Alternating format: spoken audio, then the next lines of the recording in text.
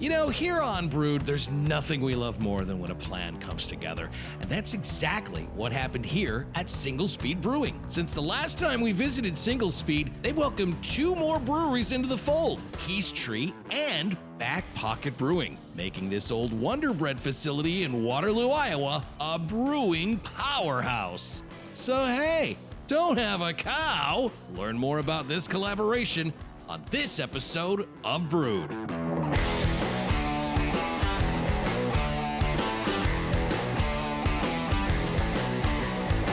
We're here at Singlespeed, although it is still Singlespeed though, right? Singlespeed's definitely still here. It's so still here. You're not wrong if you say you're at Singlespeed. Like, we've been in this space before, but it's not just Singlespeed.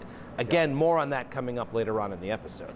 We're here on a very big day in Waterloo because today of all days is Tip the Cow Day. Tip the Cow has been around, like, in my mind, as long as Singlespeed's been around. Yeah, you have that right. Yeah, right? It's been around a long time, yeah. Is it one of the first beers that... It is. So Singlespeed started in 2012 in Cedar Falls, Right. Iowa, 1,700 square feet, 3-barrel brew house. I had Tip the Cow in that space. Right, Before all of this Waterloo's magic happened. That's where the cow was born. Right, okay. Yeah, in Cedar Falls, Iowa, yeah. Well, let's talk about that. When the cow was born there in Cedar Falls. So the story behind Singlespeed and coffee beers starts with me being on Twitter. I noticed that somebody was roasting coffee about a block and a half from our Cedar Falls brewery in Cedar Falls, Iowa. And I was like, man, I didn't know we had a coffee roaster in town. That's super cool. So I reached out to him, I DM'd him, his name's Jed. And I said, hey man, I see you're roasting coffee, I make beer. I would love to sit down and talk about coffee beer.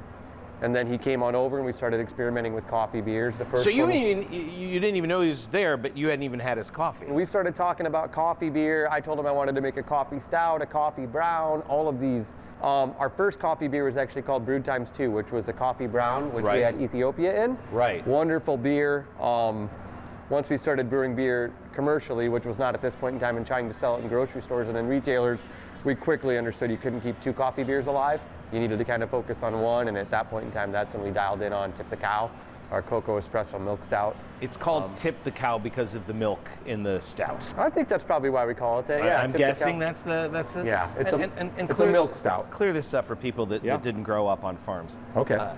Tip the cow is an expression. You can't really tip a cow, right? I can't.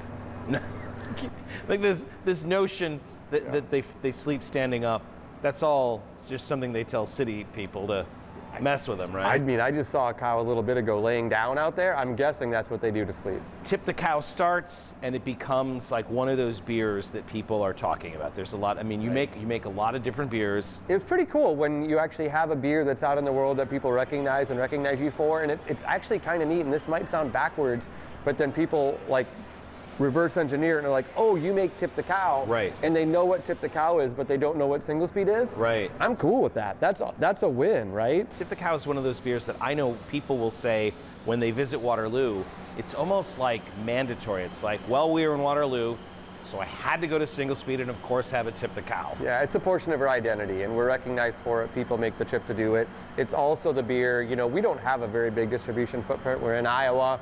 Just recently we got into Illinois and a touch of Nebraska, but it's where we get the most emails from people in bordering states being like, where can I get Tip the Cow? I was rolling through Iowa, I ran into this beer at restaurant XYZ, right?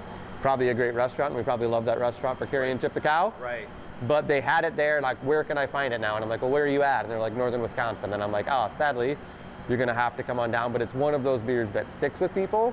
Because like, man, I haven't had something necessarily like that before. I mean, there's proper distribution, like you mentioned, Iowa and Illinois and a little bit of Nebraska. That's proper distribution. Right. There's also the distribution where somebody is rolling through Waterloo and they stock up their van with it and bring it to another part of the country. Right, yeah. So when you hear those stories, that's got to make you feel immensely It's awesome. proud. Yeah, it's fun. So Tip the Cow, you've got it, of course, the regular beer that you're celebrating here today as we're taping this. There are also different variants. A lot of times I'll talk about it as like a chocolate-covered coffee bean. Right. That's really what it kind of tastes like, a really nice iced coffee with the chocolate note. A lot of flavors can go with that, right? Right. I think the first one we did of any volume was mint. Mint does really well every year. This year we did coconut.